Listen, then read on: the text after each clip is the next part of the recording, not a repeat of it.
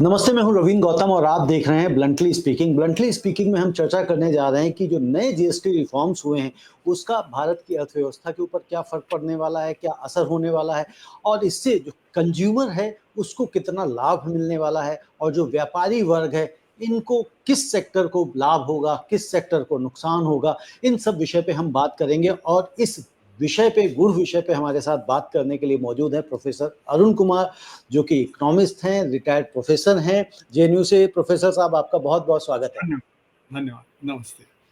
जी, तो प्रोफेसर साहब सबसे पहले तो यही बताइए कि जो जीएसटी का जो नया रिफॉर्म की बात करी जा रही है, वो नया रिफॉर्म है क्या? और इसकी लाने की आवश्यकता क्यों पड़ी? तो देखिए, जो जीएसटी में अभी किया गया है, उसमें रेट कट किया गया है, उसको मैं जी, रिफॉर्म नहीं कहता। ओके, रिफॉर्म मतलब होता है कि बेहतरी के लिए किया जाए, और अभी तो रेट कट है जिसके कि कुछ बेहतरी का असर होगा, लेकिन उसका नुकसान भी काफ़ी होगा। तो ओके, इस मेरा मानना है कि जीएसटी को थोड़ा हमें समझना पड़ेगा कि जीएसटी किस पे लागू होता है। हुँ, जीएसटी होता है संग्रहित क्षेत्र पे। असंगठित क्षेत्र पे जीएसटी लागू नहीं होता, यानी जो उत्पादन असंगठित क्षेत्र में हो रहा है, तो जैसे अगर आपका 50 लाख से टर्नओवर साल का कम है तो आप जीएसटी में आते ही नहीं हैं। आपका जी, 1.5 करोड़ कम है तो आप कॉम्पोजिशन स्कीम में आते हैं, जहाँ पे कि जी। सिंप्लीफाइड वो है और 1% टैक्स देना पड़ता है। तो बेसिकली जी, प्रोफेसर साहब, जैसे वो आपने 50 लाख वाली बात कही, मेरे हिसाब से 2 स्लैब हैं, 20 लाख और 40 लाख। यानी कि अगर सर्विस इंडस्ट्री में आप हैं तो जी 20 हाँ, जी लाख हाँ, से अगर अंदर जी हैं तो आपको जीएसटी में ज़रूरत नहीं है और अगर आप ट्रेडिंग एंड ऑल कर रहे हैं तो 40 लाख तक की छूट है। जी हाँ, जी हाँ। पर मोटा-मोटा जी, ये 50 लाख से कम वाले जो हैं, जो ओके, उत्पादन करते हैं, वो मतलब जीएसटी में नहीं है। और अगर आप ठीक है। 1.5 करोड़ तक का उत्पादन करते हैं, तो फिर आप कंपोज़िशन स्कीम में हैं, जहाँ पे कि जी, सिम्प्लीफाइड स्कीम है और 1% टैक्स दे होता है, लेकिन इनपुट क्रेडिट नहीं मिलता। और ठीक है। इनपुट क्रेडिट नहीं मिलता है, बल्कि अगर आपसे कोई और खरीदे, तो उसको एक रिवर्स चार्ज पे करना पड़ता है। तो इसीलिए ओके, इस वजह से जो असंगठित क्षेत्र है उसको इनपुट क्रेडिट नहीं मिलता है, तो उसको नुकसान हो जाता है।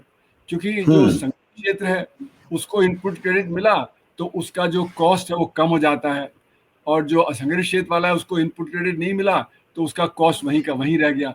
तो जीएसटी के आने से हुआ ये है कि जो संगठित क्षेत्र है उसका सामान सस्ता हो गया, और जो असंगठित क्षेत्र है वो वहीं का वहीं रह गया। तो हमारी अर्थव्यवस्था में डिमांड शिफ्ट कर गई असंगठित क्षेत्र से संगठित क्षेत्र में। जैसे कि ओके। उदाहरण के तौर पे हमारे क्या जो अरुण जी, थोड़ा-सा मतलब आगे चले उदाहरण, उससे पहले थोड़ा-सा मैं चाहता हूँ ये भी दर्शकों को एक्सप्लेन कर दें कि जो संगठित और असंगठित क्षेत्र हैं, ये क्या हैं? किनको संगठित क्षेत्र कहा गया है और किनको असंगठित क्षेत्र माना गया है? तो संगठित क्षेत्र में वो है जहाँ पे वर्कर्स ट्रेड यूनियन में हैं, और असंगठित क्षेत्र वो है जहाँ पे वो ट्रेड यूनियंस में नहीं है। तो ये ओके, इनफॉर्मल और फॉर्मल इकोनॉमी से थोड़ा फ़र्क होता है, क्योंकि जो हमारी परिभाषा है रजिस्टर्ड, अनरजिस्टर्ड की, उसमें एक डेफ़िनिशन है कि ये रजिस्टर करना ज़रूरी है और इनका रजिस्टर करना ज़रूरी नहीं है। तो फिर वो जो ठीक है। रजिस्टर्ड है, उसमें भी असंगठित क्षेत्र के जो वर्कर काम करते हैं, क्योंकि आजकल बहुत सारा कॉन्ट्रैक्ट लेबर है। तो जो हुँ, कॉन्ट्रैक्ट लेबर है, वो असंगठित क्षेत्र में आता है। तो इसलिए एक बड़ा ओके, कन्फ्यूजन रहा, तो मैंने सीधी-सीधी डेफ़िनिशन अडॉप्ट की कि संगठित और असंगठित क्षेत्र, जहाँ पे कि जी, यूनियनाइज़्ड वर्कर है और जहाँ पे नॉन यूनियनाइज़्ड वर्कर है। तो ठीक है। हमारे को जो मैं बात बता रहा था कि असंगठित क्षेत्र जो है, उसका सामान परेशानी में आ गया है, और उसका उदाहरण मैं दे रहा था कि जो प्रेशर कुकर इंडस्ट्री में, जैसे जगन्नाथन जी जो उनके प्रेशर कुकर इंडस्ट्री के चेयरमैन हैं, उन्होंने बयान दिया 2018 में जीएसटी के इम्प्लीमेंटेशन के 1 साल बाद कि हम 5 बड़े यूनिट हैं, 25 छोटे यूनिट हैं। हम 5 बहुत हुँ, खुश, हमारी डिमांड 24% बढ़ रही है। और ठीक क्यों है। बढ़ रही है कि असंगठित क्षेत्र जीएसटी से कोप नहीं कर पा रहा। तो हुँ, इसलिए डिमांड हमारी तरफ आ गई है। और यही बात ओके, कही लेदर गुड्स इंडस्ट्री के जो सबसे बड़े जो ऑर्गेनाइज सेक्टर के मैन्युफैक्चरर हैं, फिर लगेज इंडस्ट्री में वीआईपी कंपनियां, उनके चेयरपर्सन ने भी कहा। तो जगह जगह से रिपोर्ट आ रही है, और वैसे तो दिख ही रहा है कि ट्रेड सेक्टर में जो बड़ी इकाइयां हैं वो ई कॉमर्स और मॉल्स हैं, और डिमांड जो है वो नेबरहुड स्टोर से उधर शिफ्ट कर रही है। अब जैसे ओके, उदाहरण के तौर पे, जैसे हमारे घर में ही जब पैंडेमिक के पहले हम ई कॉमर्स से कुछ नहीं मंगाते थे, अब हम 90% अब ई कॉमर्स से मंगा रहे हैं। तो जी। हम जो नेबरहुड स्टोर है वहाँ पे जाना कम कर दिया है या ख़त्म ही एक तरह से हो गया है। तो ये बहुत सारा middle class, upper middle class और लोअर मिडिल क्लास के साथ ये हुआ है। तो डिमांड शिफ्ट कर गई है नेबरहुड स्टोर से जो संघर्ष क्षेत्र में ई-कॉमर्स और जो मॉल वगैरह में। तो इस तरह से सारी अर्थव्यवस्था में तो दिख अरुण रहा जी, है। इसका इसका मतलब फिर क्या ये हुआ कि इस रिफॉर्म से या इस बदलाव से जो रेट में बदलाव हुआ है, इसकी मार असंगठित क्षेत्र को झेलनी पड़ेगी, उनको बिल्कुल, नुकसान होगा, वहाँ पे इसी मंदी आने की संभावना है? इसी बात की तरफ मैं आ रहा था और ये भी एक बताना चाह रहा था कि हमारा जो जीडीपी का डेटा होता है, वो संघर्ष क्षेत्र के आधार पे नापा जाता है, ना कि असंघर्ष क्षेत्र पे। क्योंकि असंघर्ष क्षेत्र जी। बहुत बड़ा है, उसका डेटा होता नहीं है, तो हम मान लेते हैं कि असंघर्ष क्षेत्र उसी रफ्तार से बढ़ रहा है जिस रफ्तार से संघर्ष क्षेत्र। तो हमारा जो हुँ। जीडीपी डेटा है 6.5-7% का, वो सिर्फ संघर्ष क्षेत्र का डेटा है। और अगर हम असंघर्ष क्षेत्र की गिरावट उसमें जोड़ दें, तो हमारा ग्रोथ रेट 1 या 2% निकलता है। तो हमारी ओके। अर्थव्यवस्था अभी चौथी बड़ी अर्थव्यवस्था नहीं हो पाई है 3.8 ट्रिलियन डॉलर की। अभी तो हम सिर्फ सातवीं बड़ी अर्थव्यवस्था है इटली के आगे 2.5 ट्रिलियन डॉलर के। तो इसलिए ओके। हमारा डेटा ही गलत है। अब आते तो हैं कि प्रोफ़ेसर अभी साहब क्या हो रहा प्रोफ़ेसर साहब ये जो आपने आंकड़ा दिया है, हम की 7वीं सबसे बड़ी अर्थव्यवस्था हैं, तो ये वाला आंकड़ा कहाँ मतलब किस आधार पे और कैसे कैलकुलेट किया गया और कहाँ पब्लिश है? अगर ऐसा कुछ जानकारी दे पाएँ दर्शकों को।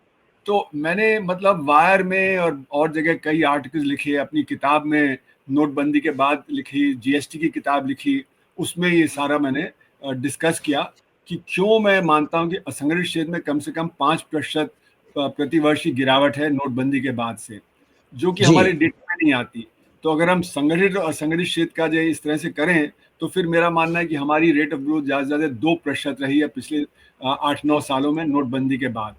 तो अगर आप जे उस समय से 2% ऐड करेंगे तो 2.5 ट्रिलियन डॉलर आएगा, ना कि 3.8 ट्रिलियन आएगा। तो इसलिए वो हुँ। मैं कई जगह मैंने लिखा भी है इसके बारे में, जी। वायर में, बाकी और जगह यानी कि भी। जो दर्शक इस डेटा को समझना चाहते हैं, वो आपकी किताबों को पढ़ सकते हैं और वो आई हाँ, थिंक ऑनलाइन अवेलेबल होंगी। तो प्रोफ़ेसर अरुण कुमार के नाम से आप क्या सर्च करिए बुक्स को। प्रोफ़ेसर साहब किताबों के नाम भी बता दीजिए तो जो दर्शक पढ़ना चाहते हैं तो उसे ज़रूर पढ़ें वो।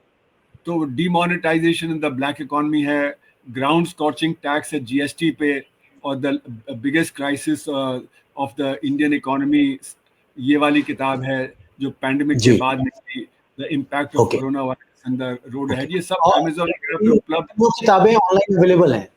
हाँ, अमेज़न वगैरह पे उपलब्ध हैं, उनमें मैंने ये डिस्कस बिल्कुल किया ठीक, है कि किस प्रकार से। बिल्कुल अब ठीक। आते हैं कि अभी क्या हो रहा है। तो अभी क्या हो जी। रहा है कि हमारा जीएसटी तो लागू होता है संग्रहित क्षेत्र पे, तो जो जीएसटी हुँ, में कट हुआ, वो संग्रहित क्षेत्र पे लागू होगा। असंग्रहित क्षेत्र पे तो हुँ, लागू नहीं होगा, तो असंग्रहित क्षेत्र का दाम तो वहीं का वहीं रहेगा, क्योंकि वो तो जीएसटी के दायरे हुँ। में आता नहीं है। लेकिन संग्रहित क्षेत्र का जो दाम है, जहाँ पे जीएसटी का रेट कट हुआ, वो तो जो गिर जाएगा। तो डिमांड और भी ज़्यादा शिफ्ट कर जाएगी असंग्रहित क्षेत्र से संग्रहित क्षेत्र पे। तो ओके। जैसे-जैसे तो असंगठित यानी कि जो हम क्षेत्र। पहले बात कर रहे थे कि अब जो जो नई अर्थव्यवस्था बन रही है उसमें अमीर और अमीर होता जा रहा है, गरीब और गरीब होता जा रहा है। तो इस रिफ़ॉर्म या जिसे बदलाव कह लें, तो वहाँ पे फिर गरीब के ऊपर और ज़्यादा मार पड़ गई।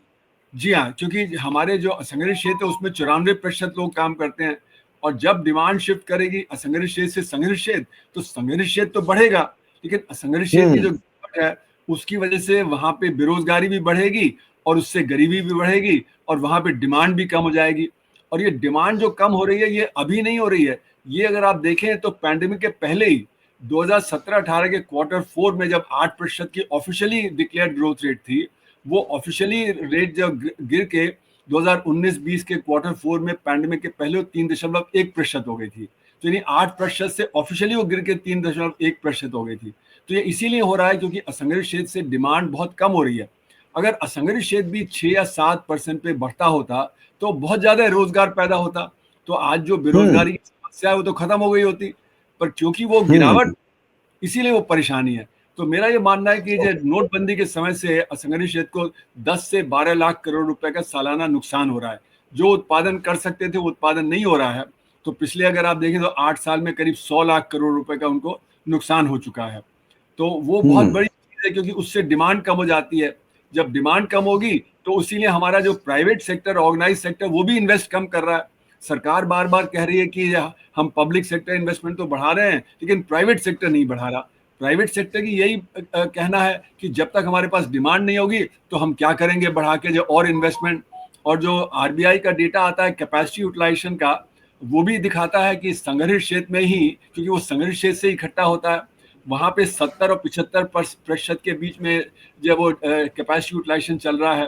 तो अगर कोई कार मैन्युफैक्चरिंग कंपनी है और उसकी 72 कारें बिक रही हैं 100 में जो उत्पादन कर रहा है, तो उसका तो नुकसान है कि 28 कारें नहीं बिक रही हैं। तो वो फिर जी 110 की कैपेसिटी क्रिएट करेगा, 110 कार की कैपेसिटी क्रिएट करेगा जब उसकी डिमांड 85 या 90 पे पहुंच जाएगी। बिल्कुल, मतलब जब जब अंडर सेल हो रही है प्रोडक्शन का, तो फिर नई और डिमांड क्रिएट करने की और बड़ा इंडस्ट्री लगाने की क्या आवश्यकता है। और तो ये आपने बहुत बड़ी बात कही कि अगर जीडीपी इतनी दर से बढ़ रहा होता तो हमारे यहाँ पे महंगाई कम हो गई होती और रोजगार जो के अवसर और ज्यादा पैदा हो गए होते। तो वो एक सबसे बड़ा एग्जाम्पल आप कह रहे हैं कि ये बिल्कुल साफ साफ पिक्चर दिखाई दे रही है और उसे हमें मानना और समझना चाहिए।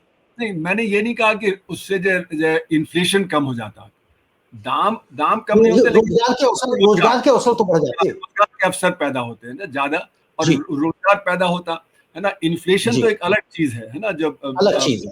बिल्कुल ठीक है। तो क्या प्रोफेसर साहब, जो जीएसटी के जो नए रेट आए हैं, नए स्लैब आए हैं, तो इससे क्या आपको लगता है महंगाई कम होगी या रोजगार के अवसरों में वृद्धि होगी? नहीं, तो इसलिए मैंने कहा कि इसमें जो हमारा संग्रहित क्षेत्र है उसके दाम तो गिरेंगे, उससे तो ओके, महंगाई कम होगी। लेकिन जो हमारा जी असंगठित क्षेत्र है जो पिट जाएगा, उससे जो रोजगार के अवसर जो है वो और कम हो जाएंगे, और बेरोजगारी बढ़ेगी और गरीबी बढ़ेगी, और जो डिमांड की समस्या है वो अब और बढ़ जाएगी। यहाँ तो इसीलिए किया गया है ये कि हमें डिमांड जनरेट करनी है। और डिमांड क्यों जनरेट करनी है? क्योंकि हमारा जो एक्सपोर्ट है उस पर जबरदस्त हिट किया है ट्रंप साहब ने। उन्होंने 50% टैरिफ लगा दिया है, जिससे हमारा $50 बिलियन का जो एक्सपोर्ट है, जो जिन जिन पे टैक्स लगेगा, बाकी और $40 बिलियन और है जिस पे टैक्स नहीं लग रहा, तो वो ये $50 बिलियन है। इसका जब सेल कम होगा, और सेल तो बहुत ही कम हो जाएगा, क्योंकि जब हमारे जो कॉम्पिटिटर्स हैं जैसे चीन है तो उस पर 30%, बांग्लादेश पाकिस्तान पे 19% है। तो इसलिए उनका माल 100 का माल 19 में या 130 में बिकेगा, हमारा 100 का माल 150 में बिकेगा, तो डिमांड 150 में उधर। बिकेगा। तो इसलिए फिर हमारे बिल्कुल। जो एक्सपोर्ट है वो कम होगा, तो एक्सपोर्ट का हिट होगा हमारे यहाँ। और यही नहीं कि अमेरिका का जो एक्सपोर्ट का हिट होगा, बाकी देशों का भी हिट होगा, क्योंकि सबको पता है कि भारत के पास सरप्लस है, तो वो हमसे और कंसेशन डिमांड करेंगे। तो मैं नेगोशिएट करेगा, हमें और आर्म ट्विस्ट करेगा। बिल्कुल ठीक है। हमारे टीवी चैनल पे मैं था एक, वहां पे लुधियाना जी के जो एमएसएमई के हेड थे, वो कह रहे थे कि हमारा आर्म ट्विस्टिंग तो पहले से ही शुरू हो गया था ईयू वगैरह ने। वो कह रहे हैं कि हमें डिस्काउंट दो, क्योंकि का वहां माल नहीं बिकेगा, तो हमें डिस्काउंट पे माल सप्लाई करो। तो इसका मतलब है कि हमारा एक्सपोर्ट बाकी देशों की तरफ भी कम हो जाएगा। तो जो अमेरिका का हिट है उसके साथ साथ होगा। तीसरी बात यह है कि हमारा जो इन्वेस्टमेंट है वो कम हो जाएगा, क्योंकि देखिए ये जो हमारा हिट होगा, तो सबसे ज्यादा हमारा ट्रेड का सरप्लस होता था अमेरिका के साथ, बाकी जी के साथ तो डेफिसिट था। तो यहाँ पे जब ये $50 बिलियन कम होगा, तो हमारा ट्रेड डेफिसिट बढ़ जाएगा, हमारे रुपए में गिरावट आ जाएगी, हमारे स्टॉक मार्केट में गिरावट आएगी, उससे अनिश्चितता बढ़ेगी, तो इन्वेस्टमेंट कम हो जाएगा। जब इन्वेस्टमेंट कम होगा तो उससे हमारी ग्रोथ पे और भी बुरा असर पड़ेगा। तो कई कारणों से हमारी डिमांड में समस्या बढ़ गई। उसको काउंटर करने के लिए जीएसटी को काटा जा रहा है। सोचा जा रहा है कि जीएसटी हम काटेंगे तो इससे फिर जो हमारे जो ऑर्गेनाइज सेक्टर है उसकी डिमांड बढ़ जाएगी, क्योंकि उसके दाम कम होंगे, तो लोग उससे ज्यादा खरीदेंगे। पर ये नहीं देखा गया कि ये जो डिमांड है वो सिर्फ संग्रहित क्षेत्र की बढ़ेगी, असंग्रहित क्षेत्र की तो और कम हो जाएगी। तो जो नेट में जो डिमांड है, नेट में हमारी डिमांड का कम होने का चांस बहुत है कि असंग्रहित क्षेत्र पे जो डिमांड होती थी वो और कम हो जाए, तो उससे हमारा बेरोजगारी का। तो इसका मतलब एक चीज और प्रोफेसर साहब, कि जिस तरह से हम बात कर रहे थे कि भाई अगर अमेरिका में 50% का टैरिफ लग गया, तो हम और नए देशों के साथ, 40 देशों के साथ जो हम बात करेंगे और वहां पे अपना माल सप्लाई करने का प्रयास करेंगे, तो जो सिनारियो अभी आपने पिक्चर खींची है कि भाई दूसरे देश भी हमसे माल अगर खरीदेंगे तो वहां पे भी हमें वो नेगोशिएट करेंगे और हमें सस्ता माल खरीदना चाहेंगे। एक तो ये, और दूसरा ये कि जब आपको अगर किसी और देश में बेचना है तो सप्लाई लाइन क्रिएट करनी पड़ती है, वहां पे डीलरशिप बननी पड़ती है। तो ऐसा नहीं कि आपने तुरंत यहाँ से नहीं हुआ तो वहां पे बेचना शुरू कर दिया। जहां पे डीलरशिप, जैसे कहा जा रहा है कि अफ्रीका का मार्केट हमें एक्सप्लोर करना चाहिए वगैरह, या ईयू में ज्यादा है, तो जो सामान हम अमेरिका भेजते थे वो हम ईयू वगैरह भेजें या चीन भेजें, पर लेकिन उसको कॉम्पिटिटिव होना पड़ेगा। वो कॉम्पिटिटिव होने के लिए आपकी सप्लाई चेन होनी चाहिए, आपके जो डीलरशिप वगैरह होनी चाहिए, तो वो सब मतलब ये क्रिएट। लॉन्ग टर्म प्रोसेस बनेगा। ये मतलब ऐसा नहीं कि आपका तुरंत हो जाएगा, इसमें भी साल 2 साल 3 साल लग सकता है। तो अभी बिल्कुल उसकी ठीक बात है। कोई गुंजाइश नहीं है कि वो आपका वहाँ पे डिमांड सडनली क्रिएट हो जाए। तो इसीलिए अब बात ये हो रही है कि हम इंटरनल मार्केट पे डिपेंड करें। ये जो आइडिया था कि जीएसटी को काटें जिससे कि हमारी जो इंटरनल डिमांड है वो जनरेट हो। तो हमारे देश में तो 145 करोड़ लोग हैं। अब 145 करोड़ में 94% जो कि गरीब हैं, वो असंगठित क्षेत्र में काम करते हैं, उनकी डिमांड बहुत कम है। तो हमारी जो डिमांड जो जनरेट होती है वो 6% जो संगठित क्षेत्र है और कुछ जो बिजनेसमैन वगैरह हैं, जो अपर मिडिल क्लास है, उससे जनरेट होती है। तो यानी कि हमारा जो मार्केट है वो करीब 10% लोगों के हाथ में है। 90% की क्योंकि आमदनी बहुत कम है। और जैसे कि अभी ये ई श्रम पोर्टल सेटअप किया जब पैंडेमिक के बाद, सरकार को जब फटकार लगाई सुप्रीम कोर्ट ने, तो उसमें जब प्रधानमंत्री जी ने बताया पार्लियामेंट में कि 30 करोड़ लोग रजिस्टर्ड हैं। और शुरुआती दौर में वो डेटा दिया, जो अब डेटा हटा दिया गया है वहां साइट से, ये डेटा दिया गया कि उसमें 90% बता रहे हैं कि उनकी आमदनी 10,000 रुपए से कम है।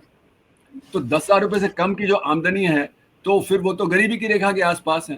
तो लेकिन हमारी भैया 80 करोड़ लोगों को सरकार मुफ्त राशन दे ही रही है ना, तो 80 करोड़ तो हम मान ही लें कि वो तो सामने सामने है आपके।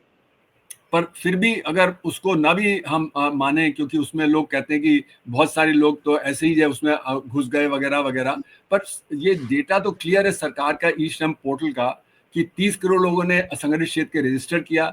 उसमें 90% ने शुरुआती दौर में बताया कि हम 10,000 रुपए से कम कमा रहे हैं, जो कि गरीबी की रेखा के आसपास है।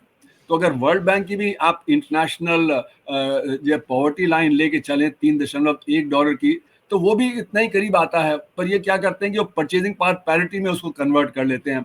अब परचेजिंग जी। पावर पैरिटी जो कन्वर्जन है वो गरीब के हित का नहीं है, वो गरीब को दोहरी मार पहुंचाता है। हमारा जो रुपया डॉलर के मुताबिक परचेजिंग पावर पैरिटी में क्यों ज्यादा होता है? इसलिए क्योंकि हमारा लेबर चीप है।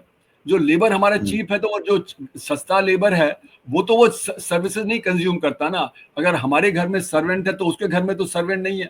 अगर हमारे हम रेस्टोरेंट में जाके खाना खाते हैं तो वो तो रेस्टोरेंट में जाके खाना नहीं खाता।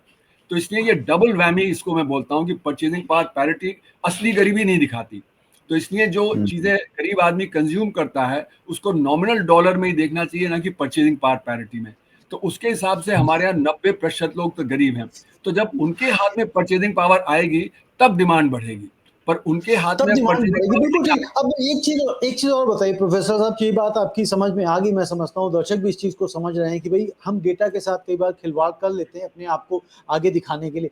लेकिन इस जीएसटी के ऊपर अगर हम रहते हैं और हम ये देखें कि भाई जो ऑटोमोबाइल सेक्टर के ऊपर भी जो जीएसटी यानी कि 28% से 18% किया गया, तो इसका कितना असर पड़ेगा? हालांकि 40% भी किया गया, लेकिन हम अगर ये मान के चलेंगे जो आम जनता है, जो आम आदमी है, कॉमन मैन है, उसके लिए अगर 28 से 18% जो जीएसटी हुआ है, तो क्या ऑटोमोबाइल सेक्टर में हम कार्स में, बाइक्स में, टू व्हीलर्स में हम सेल देखने को मिलेगी, सेल बढ़ेगी? देखिए, आपने जो टर्म इस्तेमाल किया कॉमन मैन, तो कॉमन मैन कौन है? जो हमारा 50% वाला है या जो जी 70% वाला है? मैं तो कह रहा हूँ 90% लोग गरीब हैं। तो जो जी। ऑटोमोबाइल सेक्टर है उसकी डिमांड कहाँ से आती है?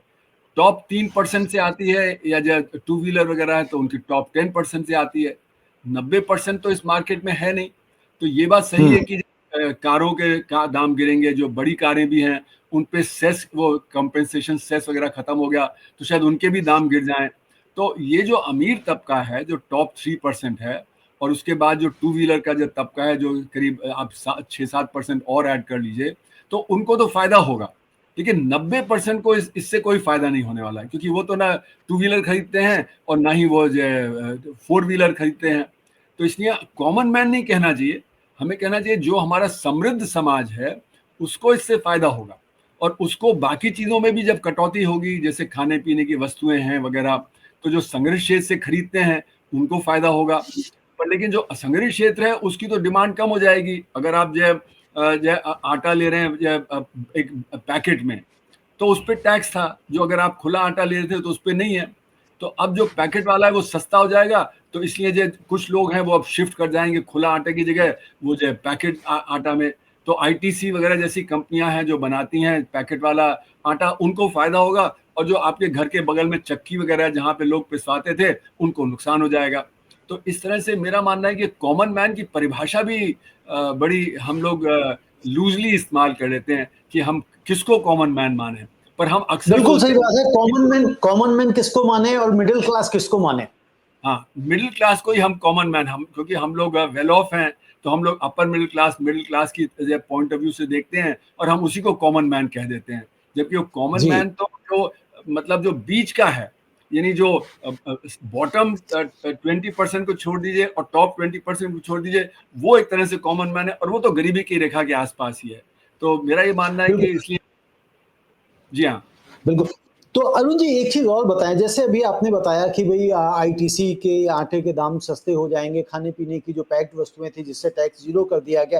तो क्या ये कंपनियाँ अपने इस जो 0% किया गया है, तो उसको कस्टमर को, कंज़्यूमर को पास ऑन करेंगी?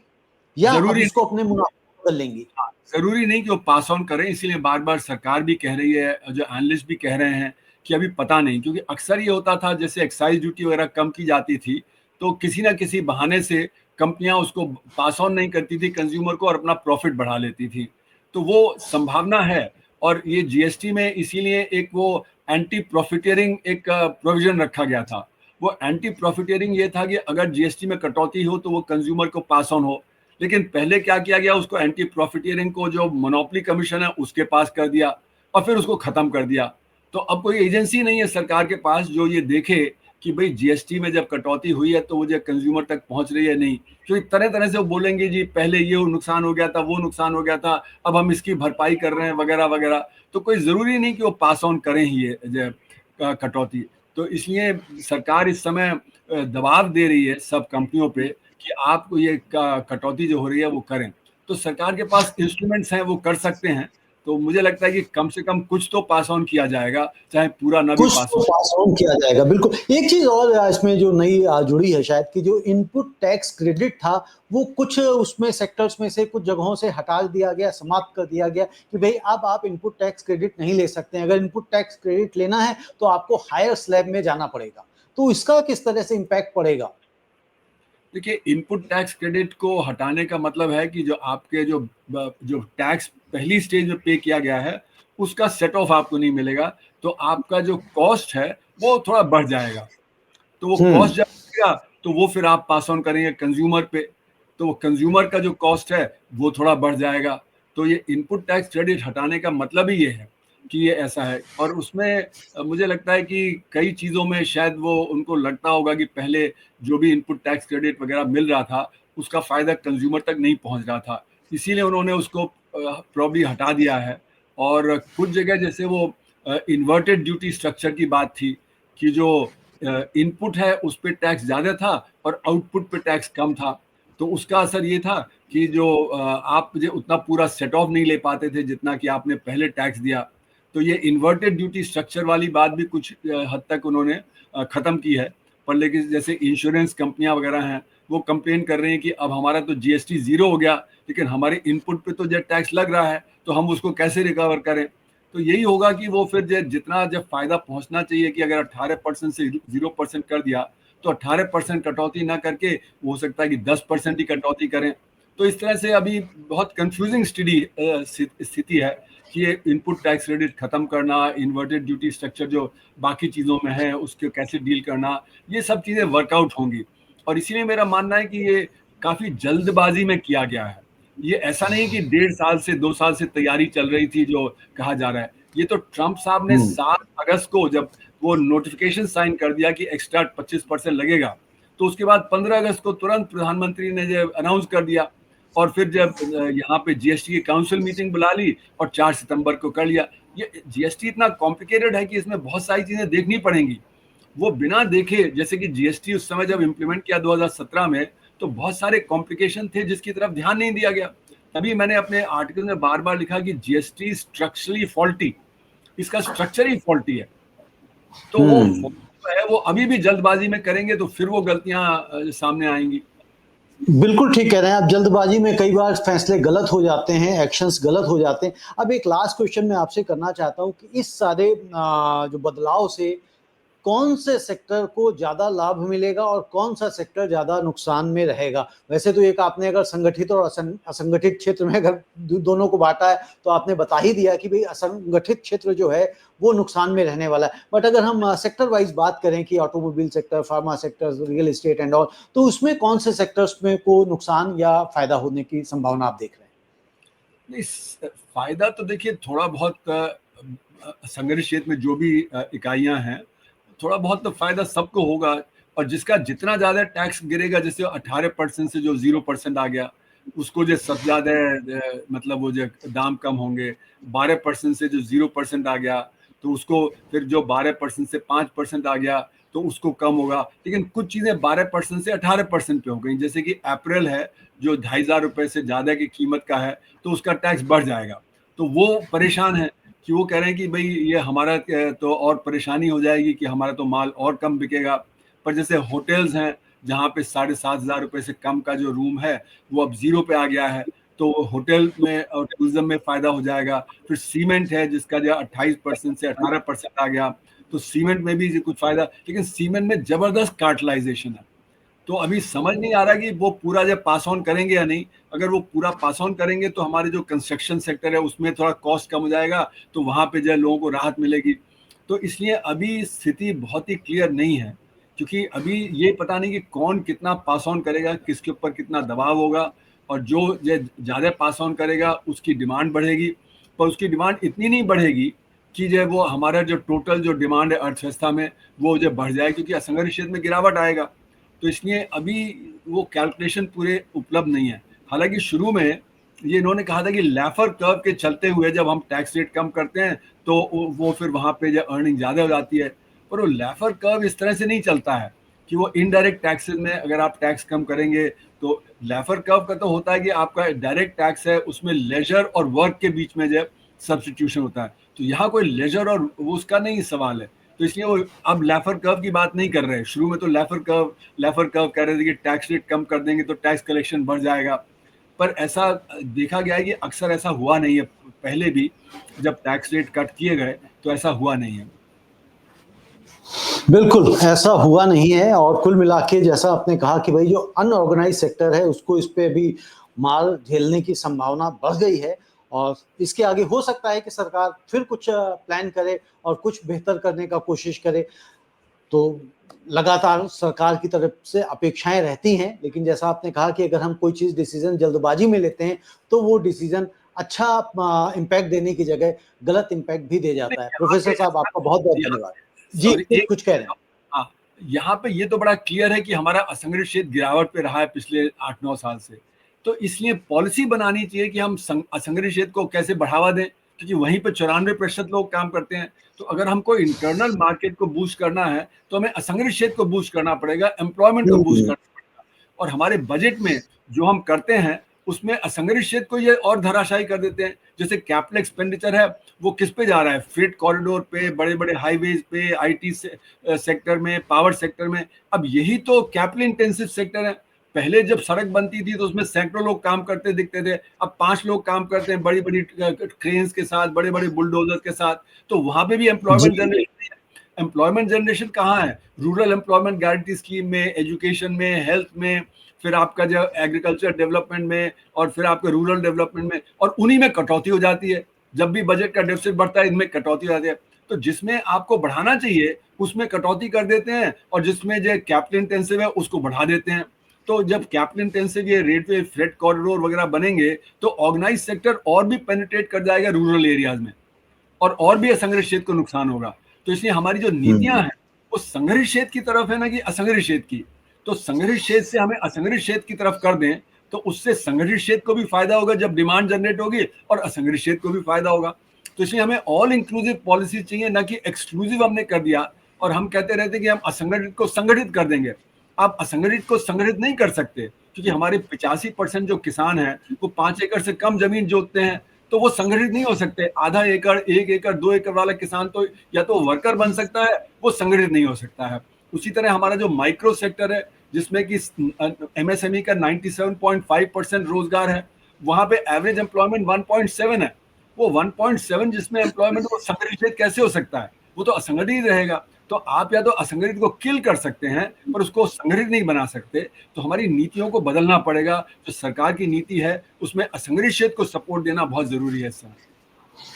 बिल्कुल प्रोफेसर साहब, ये आपने बड़ी बात कही है कि भी अगर हमें बेहतर करना है तो जो 94% यानी कि जो ऑर्गेनाइज सेक्टर है उसको अनऑर्गेनाइज। लेकर नीतियां बनानी पड़ेंगी, उसको केंद्र में रखकर नीतियां बनानी पड़ेगी ताकि वो उनको लाभ हो। और यदि उनको लाभ होगा तो जाहिर सी बात है, अगर कहीं पे 94% लोगों को लाभ हो रहा है तो टोटल ओवरऑल पूरे देश को, पूरी कंट्री को, पूरे समाज को इससे लाभ होगा। प्रोफेसर साहब, आपका बहुत बहुत धन्यवाद। धन्यवाद।